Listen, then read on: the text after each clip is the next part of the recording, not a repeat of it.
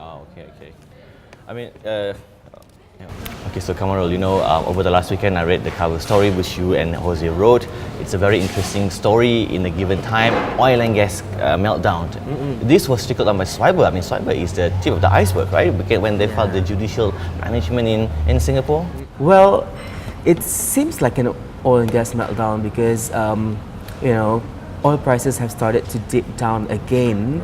Right. It reached the low of 35 if I'm not mistaken, and then it started to go up back to 50, but now it started to go back down again, and oil majors are just not investing, and this impact the offshore and marine engineering construction companies, which Swiber is, and that is one of the reason why. And I mean, because Swiber has always, not always to say always, but they have clearing issues. So yeah. I mean, they used to be a darling of the stocks, right?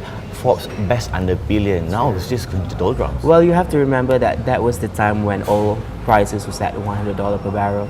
Almost everyone wants to get a slice of the oil and gas company. You look at Malaysia, almost every single GLC, GLICs, the likes of PNBTH, they have their own oil and gas O&M companies here.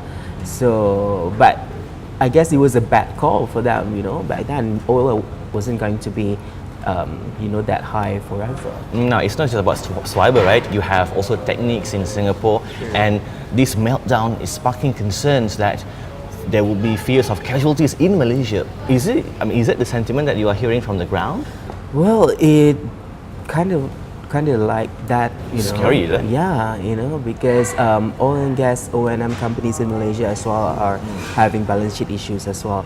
They are big asset owners, the likes of UMW Oil and Gas.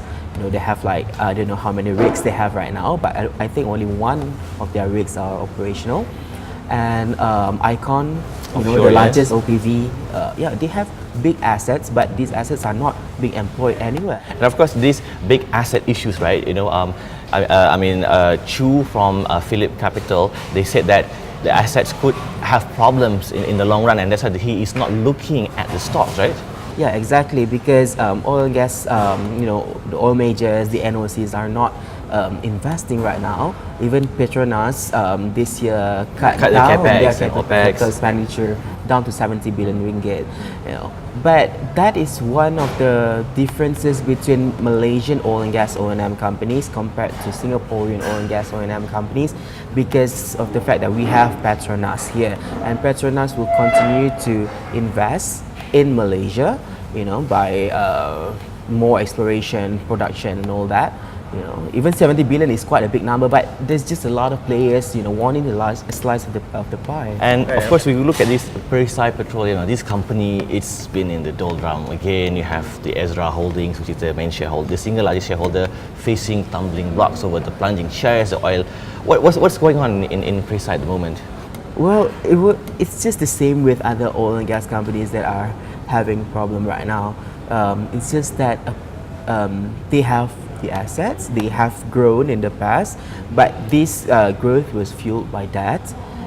They took up debt, and I think a lot of the debts are also short-term debts. They are approaching maturity in the next 12 months or probably next year. Cash flow seems to be an issue also, Cash right? flow. So those are the problems, and these assets are not employed, not utilized, not fully utilized, because of the fact that oil majors are not investing.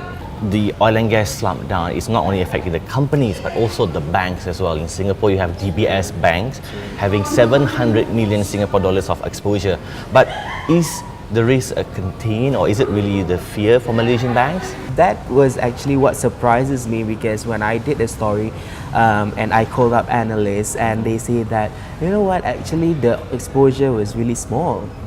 It's just on average, it was just about 2%. Right. 2 to 4% of the total loan, right? Yes. But still, impacts on earnings will still be there.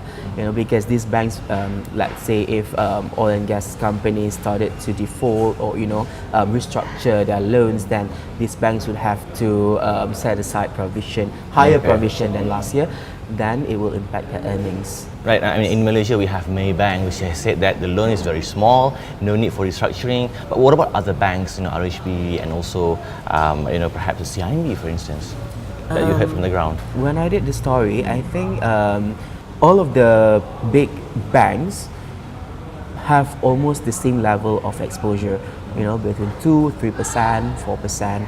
So, but it's just that what differentiate them is one, if they have already set aside provision. Second is the type of clients that they have. If the clients, let's say, I think, if the clients having some problems, so it will affect the loans that they give out to these clients. But if these particular clients doesn't have any loans with other banks, then those other banks might not be as affected as this particular bank. For more on the story, pick up a copy of The Edge Weekly at all good newsstands.